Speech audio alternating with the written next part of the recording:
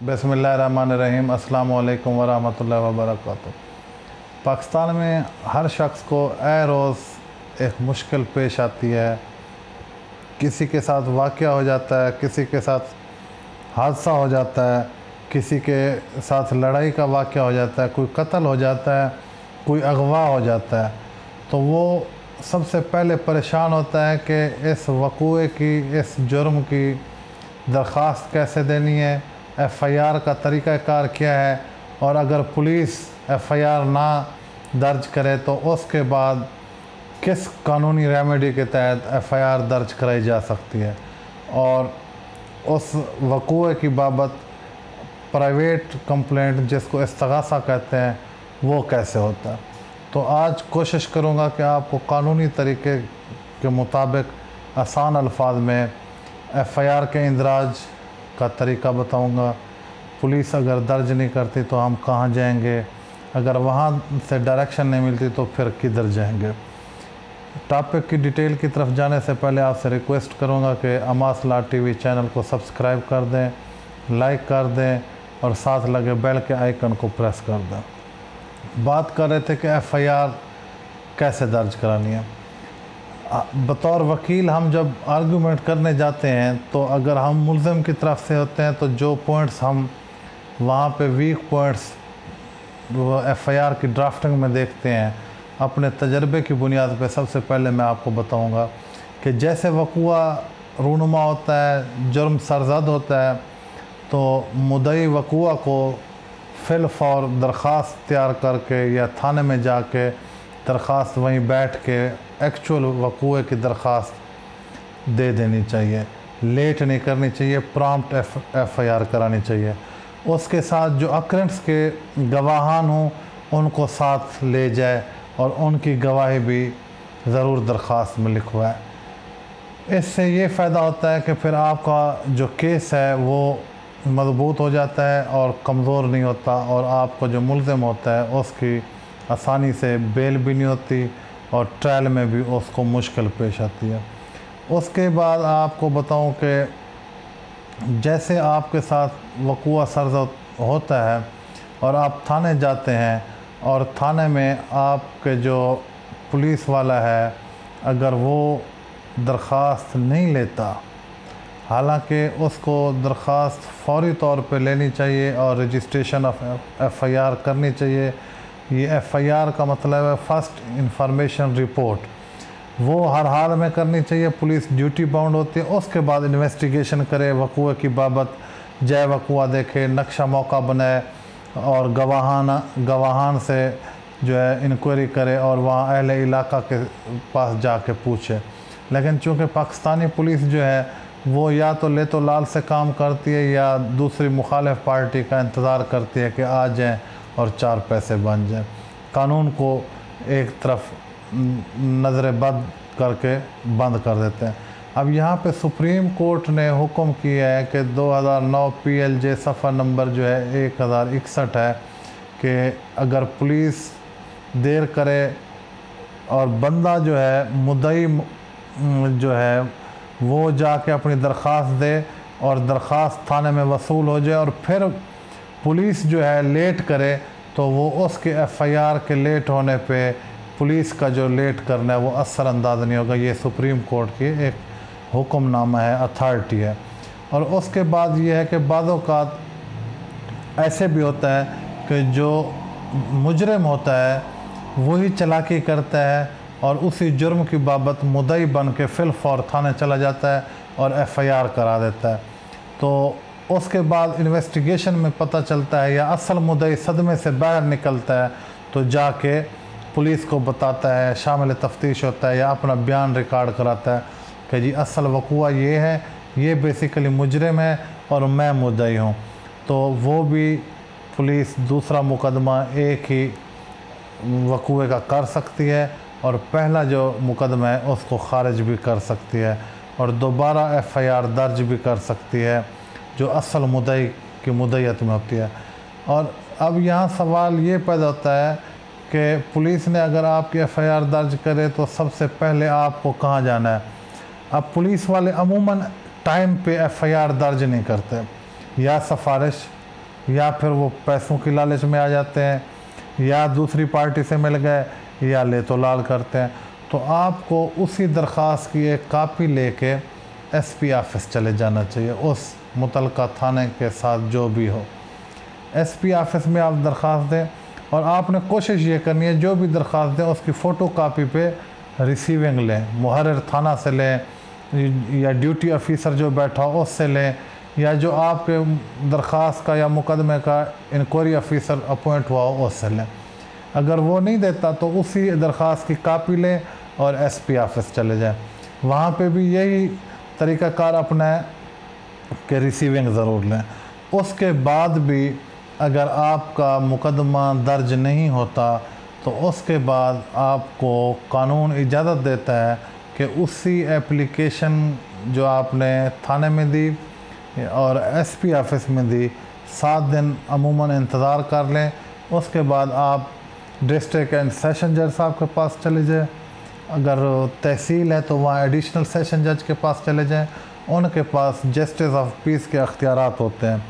आप petition file करेंगे ज़ाब्ता फ़ौजदारी under section जो है 22A 22B के तहत, और अगर सेशन जज साहब समझते हैं कि वो पुलिस से कमेंट्स लें तो वो कमेंट्स ले सकते हैं। पुलिस के कमेंट्स आपके फेवर में आए या फेवर में ना आए तो जज साहब के पास अख्तियार होता है कि वो FIR के इंदराज की डायरेक्शन दे सकते हैं। अब ये भी होता है कि पुलिस वाले या अंडर प्रेशर होते हैं या सिफारिश होती है या मिल जाते हैं दूसरी पार्टी से पैसे ले लेते हैं, तो जस्टिस ऑफ पीस की डायरेक्शन के बावजूद भी वो FIR लॉन्च नहीं करते। तो उसके बाद भी आपको फिर उसी अदालत में जाना होगा और फिर सेक्शन 22AB के तहत जो है ना क्लास 6 के अंदर आपने इम्प्लीमेंट कराने के लिए, आर्डर इम्प्लीमेंट कराने के लिए, अमल दरामद कराने के लिए फिर से उसी कोर्ट में जाना है और FIR के इंदराज के लिए उस पुलिस ऑफिसर को ड्यूटी बाउंड कराना है। अब यहाँ सवाल पैदा ये होता है कि बाज़ औक़ात जस्टिस ऑफ पीस सेशन जज या एडिशनल सेशन जज साहब जो हैं वो भी आपकी दरख्वास्त से इत्तेफाक नहीं करते और FIR की डायरेक्शन नहीं देते, तो फिर आप उस आर्डर के अगेंस्ट हाई कोर्ट में रिट करेंगे और रिट में जाके हाई कोर्ट से भी आप डायरेक्शन ले सकते हैं कि वो वक़ूए की बाबत FIR का जो इंदराज है उसका हुक्म दें। अच्छा, बाज़ औक़ात पुलिस जो है आपकी दरख्वास्त का डायरी नंबर नहीं देती, रिसीविंग भी नहीं देती, आपसे सफ़ेद कागज़ पे ले लेते हैं, आपको रवाना कर देते हैं, बाद में कहते हैं जी आपने तो दरख्वास्त ही नहीं दी थी। जब इंक्वायरी होती है तो वही ड्यूटी ऑफिसर या इंक्वायरी ऑफिसर जो है वो कहता है जी देख लें हमारे रोज़नामचे में इसके इंदराज ही नहीं है, हमारा डायरी नंबर नहीं लगा, हमारी स्टैंप नहीं लगी, हमने तो इसकी एप्लीकेशन पर रिसीविंग नहीं दी। सादा लोग हैं ना पाकिस्तानी, परेशान भी होते हैं, जल्दबाजी भी होती है और कानूनी चारागोई का इल्म भी नहीं होता। तो उसका अल्टरनेटिव ये है कि आप अपनी एप्लीकेशन थ्रू कोरियर कर सकते हैं और जो कोरियर की रसीद है वो आप अपने रिकॉर्ड में रख सकते हैं, और जहाँ वो रसीद आपका प्रूफ होगी उस रसीद और एप्लीकेशन की कापी फिर अगले फॉर्म पे भी ले जा सकते हैं, एसपी ऑफिस भी ले जा सकते हैं, जस्टिस ऑफ पीस कोर्ट में भी वो प्रेजेंट कर सकते हैं। तो आपको एक ग्राउंड मिल जाएगा, सॉलिड ग्राउंड मिल जाएगा कि आपके खिलाफ जो है वो इम्प्लीमेंट होगा, आपकी FIR दर्ज होगी। अब दूसरी एक बात यह है कि कुछ लोग ना खाम खा गरज में, नाराज़गी में झूठी FIR करा देते हैं, झूठी कहानी बना के, तो किसी को जलील करने के लिए, किसी शरीफ आदमी को तंग करने के लिए, फांसने के लिए तो झूठी FIR कर देते हैं। ड्यूरिंग इन्वेस्टिगेशन या आफ्टर ट्रायल कंक्लूड होने के बाद पता चलता है जी FIR झूठी थी, तो फिर आप जो है ना सेक्शन 182 के तहत उस बंदे के ख़िलाफ़ कार्रवाई करा सकते हैं। अमूमन तो कोई नहीं करता और पुलिस वाले भी नहीं करते। अगर ये काम शुरू हो जाए तो कम से कम ये जो झूठी FIRs होती हैं वे ये होना बंद हो जाएंगी। अब सवाल ये पैदा होता है कि आपकी एप्लीकेशन पुलिस ने इंटरटेन नहीं की, आपकी एप्लीकेशन एसएसपी ऑफिस में इंटरटेन नहीं हुई, आपकी 22AB की रेट पटिशन जो है वो खारिज हो जाती है, हाई कोर्ट भी इंटरटेन नहीं करती। आप कहते हैं जो मेरे साथ तो ये वक़ूआ हुआ है, तो आप एक प्राइवेट कंप्लेंट भी कर सकते हैं मजिस्ट्रेट कोर्ट में, जिसे इस्तगासा कहते हैं। और वो भी सेम पैटर्न है, वही एप्लीकेशन लिखेंगे, अपने गवाहान पेश करेंगे, फहरिस्त गवाहान लगाएंगे और कोशिश करें जिस दिन फ़ाइल करें उसी दिन गवाहान पेश कर दें। और वकील साहब समझदार होते हैं या फौजदारी का सही काम जानते हैं, तो आप उनसे कह के एक दो गवाह जो है ना, उनकी गवाही भी रिकॉर्ड करवा सकते हैं मजिस्ट्रेट साहब के पास। फिर वो नोटिस करेंगे, दूसरी पार्टी आएगी, वो डिफेंड करेगी। तो प्राइवेट कंप्लेंट जो है इस्तगासा, इसमें पुलिस का कोई अमल दखल नहीं होता, ये डायरेक्ट कोर्ट में केस चलता है, एविडेंस रिकॉर्ड होता है और कंक्लूड होता है। और मजिस्ट्रेट साहब अगर समझते हैं कि आया ये वक़ूआ ठीक है और इनकी एप्लीकेशन के मुताबिक और गवाहान के मुताबिक, तो वो प्राइवेट कंप्लेंट के थ्रू वो केस की समाअत के बाद फ़ैसला करके सज़ा भी दे सकते हैं, जज़ा भी दे सकते हैं।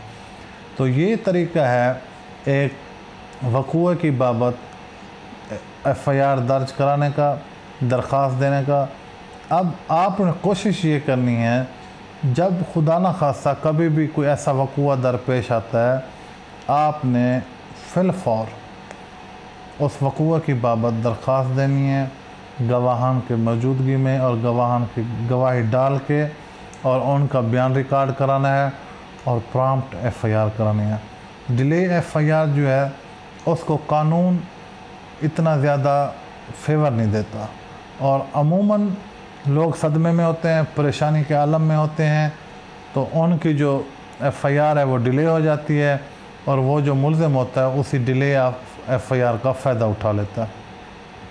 अब दिन दिहाड़े या रात को या सफ़र में लोग अगवा हो जाते हैं, गुम हो जाते हैं, मिसिंग पर्सन हो जाते हैं, तो उसका ये है कि आपने सबसे पहले जहाँ से बंदा गुम हुआ है या जब आपको पता चला है, आपने 15 पे कॉल करने, पुलिस हेल्पलाइन पर उनको बताना है कि ये बंदा है, ये मेरा रिश्ता है, ये यहाँ से अगवा हो गया, गुम हो गया, दौरान सफ़र मिस हो गया। यहाँ आपने खामोश नहीं होना 15 की एप्लीकेशन इंफॉर्मेशन के बाद।